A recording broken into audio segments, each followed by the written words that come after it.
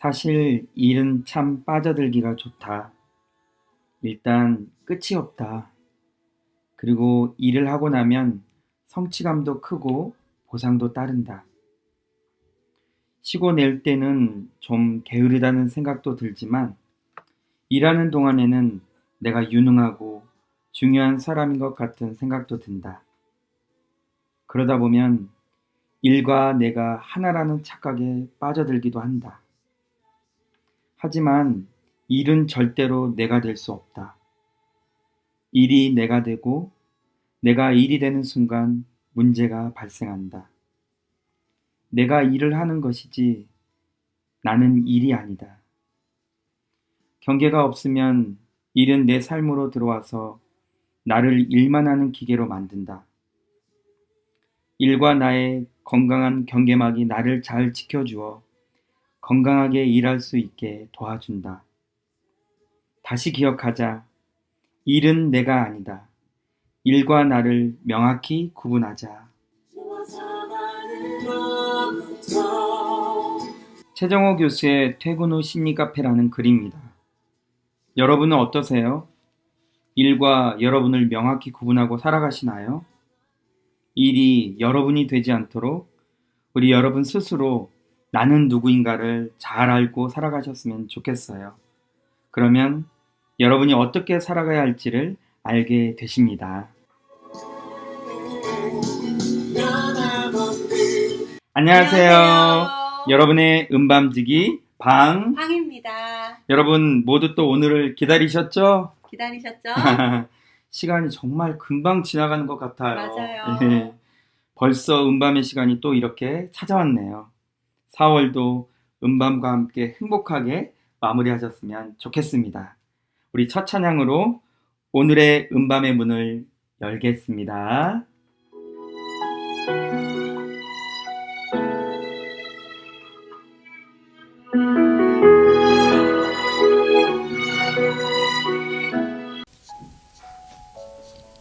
나이가 들면서 드는 나이만큼 깊어지는 것들이 있다. 군데군데 자리 잡아가는 주름 사이로 옹성거린 세월을 덧없다고 하지 않는 것은 세월이 흐르면서 더욱 아름다워지는 것들이 있기 때문이다. 주름이 늘어간다는 것은 마음으로 볼 수 있는 것들이 늘어간다는 것이다. 다른 사람의 속도에 신경 쓰는 일보다 자신이 가진 능력에 맞는 알맞은 속도를 헤아릴 줄 알게 된다. 평면적으로 보지 않고 둥글둥글 전체를 보게 되고 지식보다는 지혜로운 말씀을 따르게 된다. 날카롭던 것들은 유연하게, 상처는 치유의 흔적으로 내게 없는 것, 내게서 떠나는 것에 집착하지 않고 내게 있는 것, 내게로 오는 것에 감사하는 법을 알게 되는 것이 바로 나무의 나이테 같이 세월 앞에 넉넉해지는 나이 덕분이다. 살아오면서 저마다 연륜이 몸에 배고 인생의 빛과 어둠이 녹아든 양만큼 적절한 빛깔과 향기를 띠는 것이다. 그리고 어느 나이에 이르기 전에는 이해할 수 없는, 감히 도달할 수 없는 사유의 깊이가 있는 것이다. 그대 홀로 있기 두렵거든 이라는 글 일부입니다. 여러분은 나이가 들어가면서 어떤 생각들을 하고 살아가세요? 나이가 들어갈수록 여러분에게 주어진 삶이 아름다운 풍경으로 보여지시나요? 여러분들 곁에 살고 있는 이들의 소리가 아름다운 노래로 들려지진 않으세요? 여러분들은 나이가 들어가면서 어떤 아름다움을 깨닫게 되고 또 바라보게 되는지, 그 속에서 이루어 가시는 믿음의 노래들은 무엇인지 궁금합니다. 한 번쯤 멈춰 서서 주위를 둘러보세요. 그리고 감사한 사람들을 생각해 보세요. 여러분의 마음에 들릴 거예요. 노래 하나가.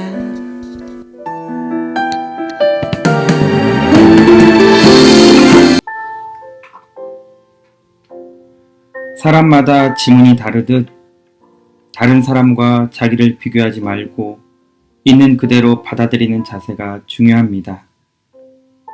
남과 다르기 때문에 다른 사람에게는 없는 자기만의 개성을 우리는 갖고 있습니다. 하지만 늘 다른 사람이 가진 것에 더 관심이 많다 보니 정작 자신이 이미 갖고 있는 것은 잊고 지내기 쉽습니다. 나를 있는 그대로 받아들일 때 비로소 긍정적인 자아상이 확립됩니다. 우리는 저마다 개별적인 존재로 태어나고 자기만의 방식으로 살아갈 때 자기 가치감을 느낄 수 있습니다.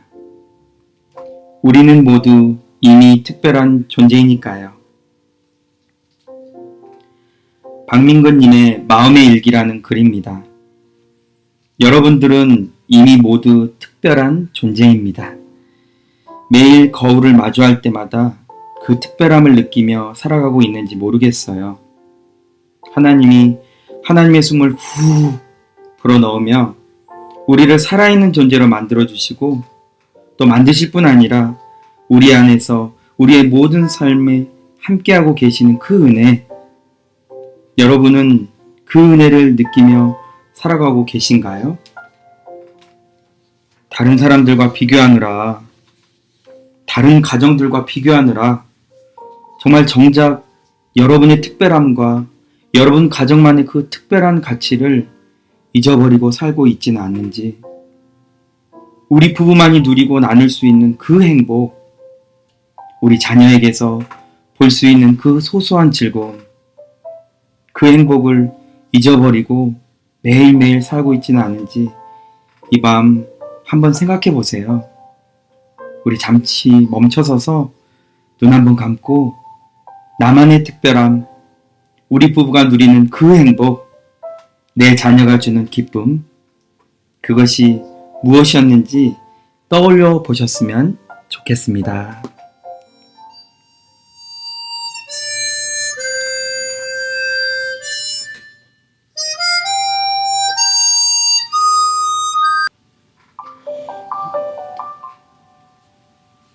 세계 선교의 아버지 윌리엄 캐리는 직조공의 아들이었습니다.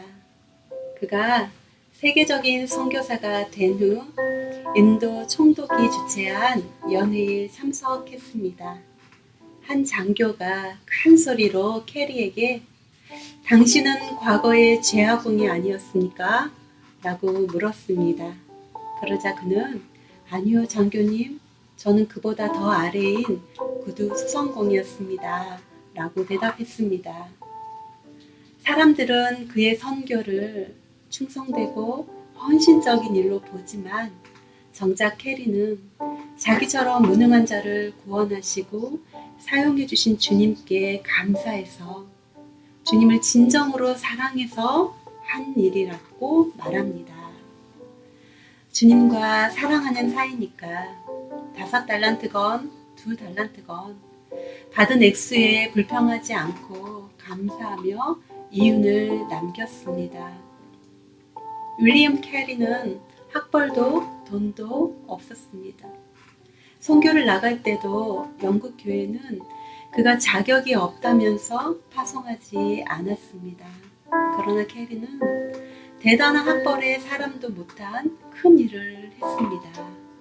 대학을 세웠고 성경을 16개국 언어로 번역했으며 인도에 도덕적 씨앗을 뿌렸습니다.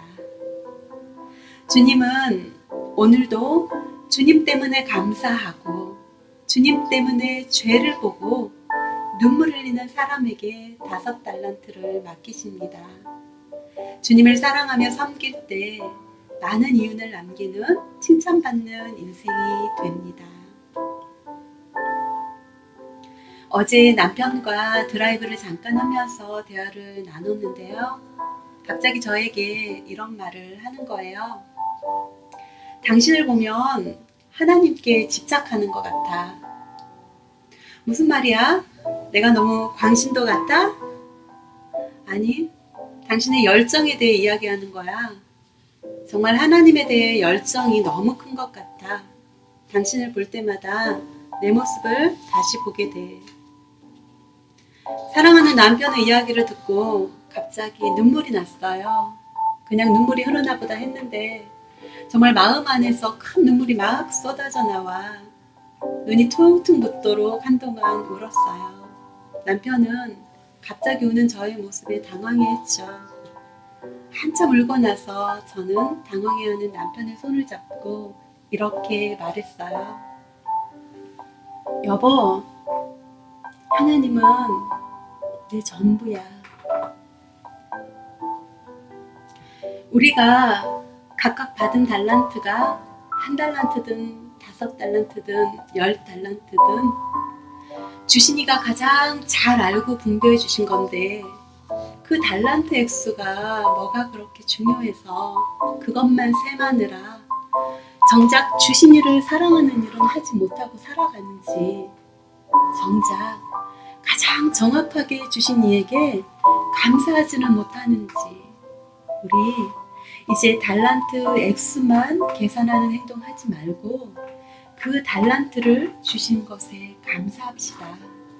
그리고 우리도 진짜 하나님을 사랑하는 그 사랑 때문에 아무것도 내세울 것 없어도 우리의 마음의 열심을 하나님께 드렸으면 좋겠어요. 학벌도 물질도 없고 누구도 인정조차 하지 않았던 캐리였지만 하나님을 가장 사랑했던 그를 통해 하나님은 학교도 세우고 성경도 번역하고 인도에 복음의 씨앗을 심게 하신 것처럼 우리도 그렇게 하나님을 사랑하는 일부터 우리의 최선을 들이며 살아갔으면 좋겠습니다. 받은 달란트가 얼마나 되나 계산부터 하지 말고 하나님을 사랑하는 일부터 시작합시다.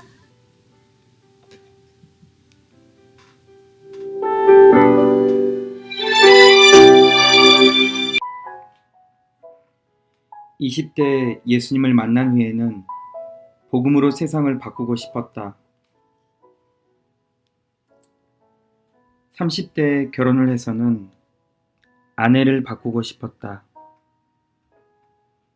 또한 아이들을 주의 말씀과 훈계로 바르게 키워 헌신하는 신앙인으로 성장하게 하고 싶었다. 내가 배우고 알았던 모든 지식과 정보로 아내와 아이들을 바꾸려고 노력했다. 그러나 그럴수록 그들은 바뀌지 않고 더 완강해졌다. 아내와 아이들은 실은 거울처럼 내 모습을 비추어 주어 내 삶과 인격, 성품이 다듬어지도록 하나님이 붙여주신 사람들이었다. 40대에 이스라엘에 와서는 이 땅에 사는 유대인들을 바꾸겠다고 몸부림쳤다. 50대를 향해 가고 있는 지금에야 알게 된 충격적인 사실은 나는 아무도 바꾸지 못했다는 것이다. 열방도, 민족도, 아니 가장 가까이 있는 아내와 아이들조차 내 힘으로 내가 원하는 대로 바꾸지 못했음을 깨달았다. 누군가 선교는 무엇입니까? 라고 묻는다면 나는 이렇게 말하고 싶다. 선교는 나 자신이 바뀌는 과정이라고. 그리고 내 마음과 생각을 지키며 매일 주님의 그 말씀과 동행하는 것이라고. 만일 내 전철을 밟고 있는 분이 있다면 선교는 나 자신이 변화받아 바뀌는 과정이며 선교지는 내 마음과 생각을 지키는 마음의 영역이라는 나의 작은 깨달음과 부끄러운 고백이 조금이나마 도움이 되면 좋겠다. 최연아 선교사님의 내가 나의 영광을 짓밟았다라는 책의 내용인데요. 참 많은 생각과 도전을 받았습니다. 우리 보토축 여러분들은 무엇을 바꾸며 살아가고 계셔요? 아니, 여러분들이 바꾼 것들은 무엇인가요? 최 선교사님의 고백처럼 우리는 매일 바꾸려는 시도와 싸움을 하고 살아가고 있지만 정작은 우리 자신이 매일 바뀌어 가고 있는 것 같아요. 저도 결혼하기 전의 모습과 결혼하고 나서의 모습이 참 많이 바뀌었고 또 매일매일 생각까지도 바뀌어가고 있는 것을 더 발견하게 되는데요. 누군가를 바꾸려고만 하면 오직 그 사람만 바라보고 그 사람에게만 집중하기 때문에 돌아보며 살아가야 할 것들, 그 모든 것들을 다 놓치게 되는 것 같아요. 하나님은 우리에게 우리의 모든 환경을 다 허락해 주셨고 더불어 누리며 살아가기도 축복해 주셨는데 말이죠. 결국 우리의 힘으로 바꿀 수 있는 대상은 아무도 없으니 우리 바꾸려고 온 힘을 다 쓰지 말고 우리 모두 사랑합시다. 사랑하고 사랑하고 또 사랑하고 그러면 우리가 바라볼 수 있는 것들, 누릴 수 있는 것들을 놓치지 않고 지금 누리고 바라볼 수 있는 그 모든 행복의 품격을 볼 수 있게 될 것입니다.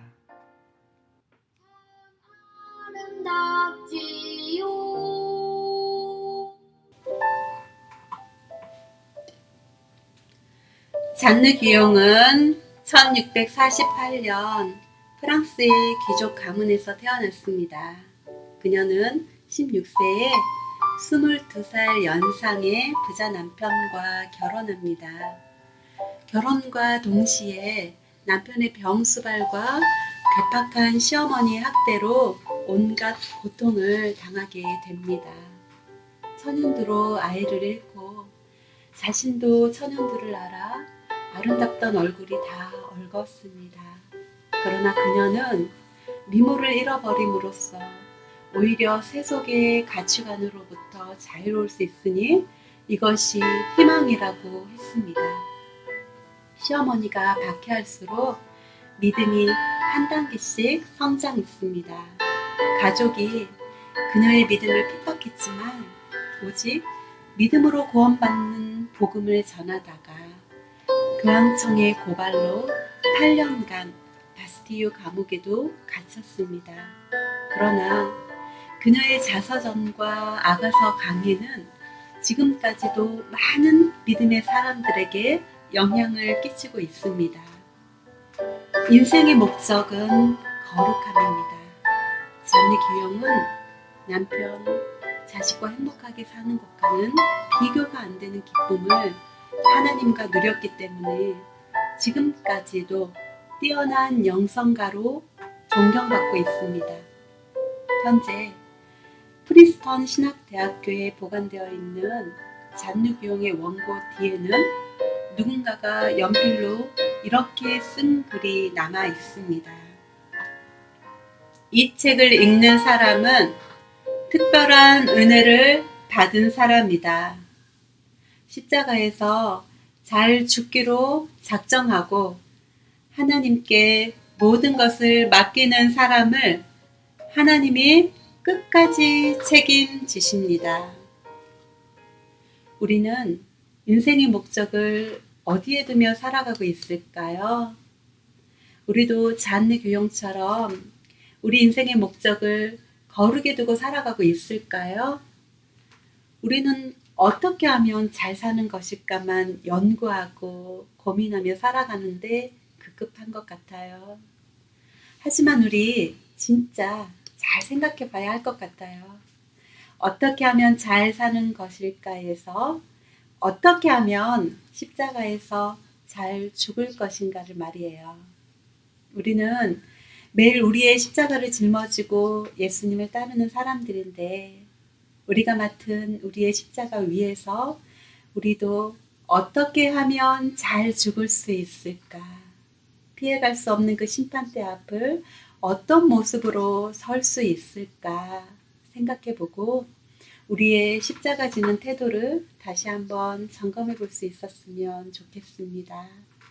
모든 고통을 성장의 기쁨으로 바라보았던 그래서 오히려 감사했던 잔느 기용처럼 말이에요.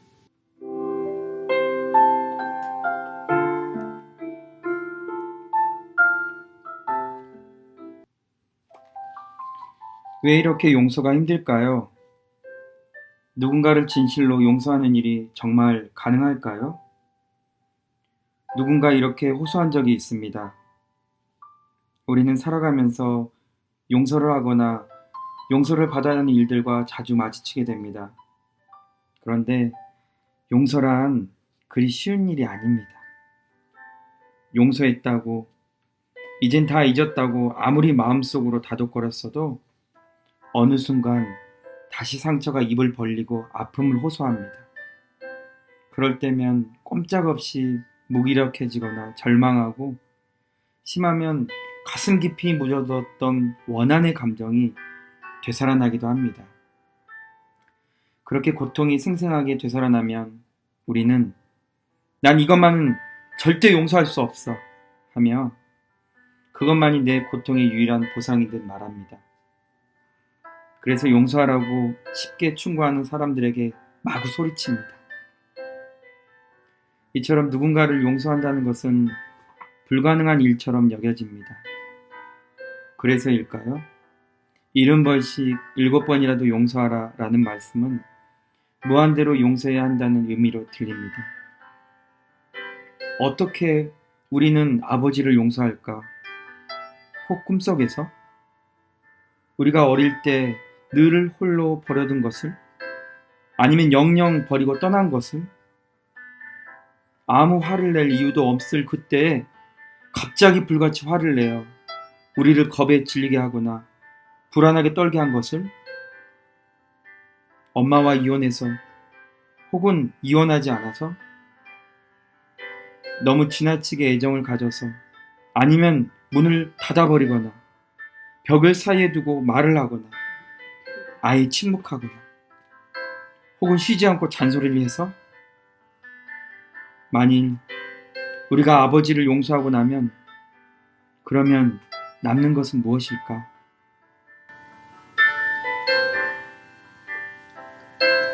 딕 로리의 어떻게 우리는 아버지를 용서할까의 글처럼 왜 용서가 이토록 어려울까요?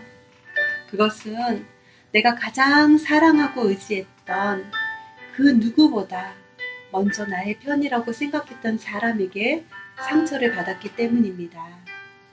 우리에게 상처를 주는 사람들은 대부분 우리가 사랑하는 사람들, 우리를 사랑한다고 말하는 사람들입니다.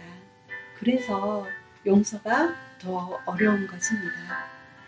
용서가 어려운 또 다른 이유는 그 상처가 마음에 생겼기 때문입니다. 마음의 상처는 잊은 줄 알았다가도 기억의 저편에서 다시 나타납니다. 그 순간 아픔까지도 생생하게 되살아나서 나의 삶에 부정적인 영향을 끼치게 됩니다. 놀라운 것은 정작 용서받아야 할 사람들은 자신들이 얼마나 끔찍한 상처를 주었는지 기억조차 못하는 경우가 대부분입니다. 나에게 상처를 준 사람은 그의 일을 기억도 못하고 저렇게 떳떳하게 살고 있는데 왜 나는 세월이 흘러도 잊지 못하고 괴로워할까요? 라며 어떤 분이 물은 적이 있습니다. 그것은 내가 피해자이기 때문입니다. 언제나 고통을 기억하고 괴로워하는 것은 가해자가 아닌 피해자의 몫입니다. 가끔 이런 말을 하는 사람들이 있습니다. 누군가에게 상처 주는 행동을 해놓고는 나 용서하지 마 라고.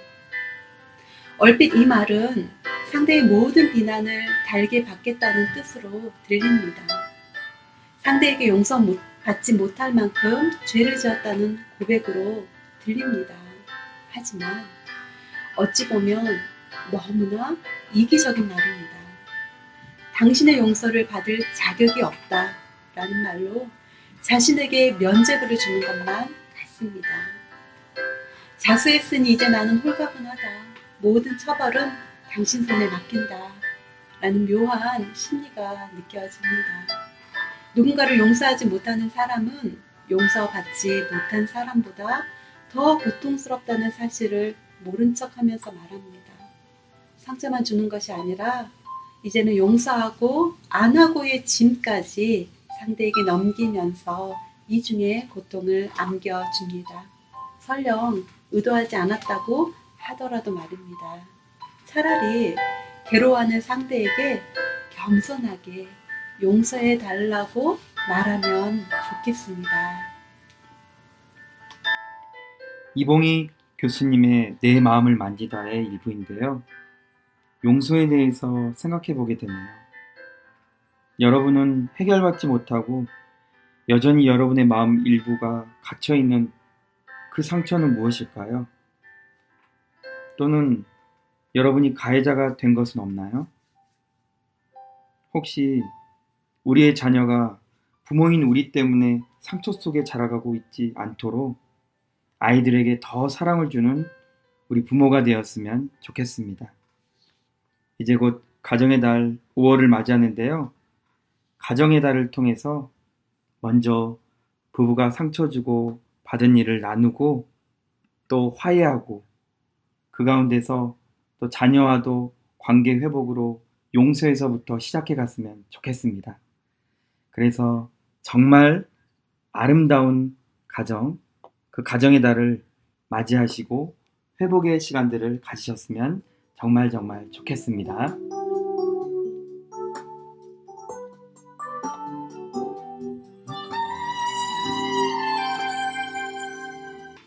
가정의 달이 있다는 것이 참 감사해요. 우리의 가정을 돌아볼 수 있고 부모님들을 돌아볼 수 있고 무엇보다 우리에게 맡기신 자녀들을 돌아볼 수 있다는 것 정말 감사한 것 같아요. 우리 보토츠 가정들 5월 가정의 달을 맞아 하나님이 천국을 누리라고 주신 가정을 다시 돌아보고 우리 가정이 진짜 천국이 되어가고 있는지 바라봅시다. 여러분의 모든 가정에 하나님을 경외하는 즐거움이 그리고 서로가 서로에게 존재만으로도 기쁨과 감사가 되는 그런 가정이 되셨으면 좋겠습니다.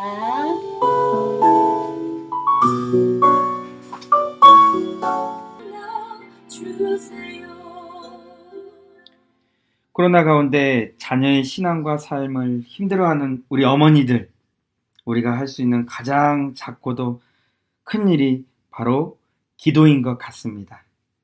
우리의 자녀들을 하나님께서 만나 주시도록 더욱 간절히 기도하는 부모가 되어봅시다. 라고 우리 김지혜 집사님께서 이 아이들을 만나 주세요라는 찬양과 함께 보내주셨습니다. 오늘 음밤은 사연 접수를 받지 못하고 준비하게 되어서 죄송한 마음이 있었는데 우리 김지혜 집사님께서 찬양 신청곡을 뒤늦게 보내주셨어요. 음밤 준비가 끝난 시간이라 조금 고민했지만 감사한 마음이 커서 대본을 수정했습니다. 오늘 이렇게 늦게라도 사연을 보내주신 우리 김지혜 집사님께 선물을 보내드리겠습니다. 와, 김지혜 집사님 축하드립니다. 그리고 너무너무 감사합니다. 오늘도 한결같이 늘 항상 음밤의 시간 함께 해주신 모든 청취자 여러분 감사하고 고맙습니다.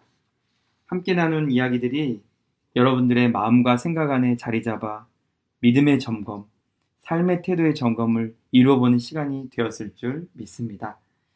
오늘 밤 모두 찬양을 통해 받은 은혜 가득 품고 행복한 밤이 되셨으면 좋겠습니다.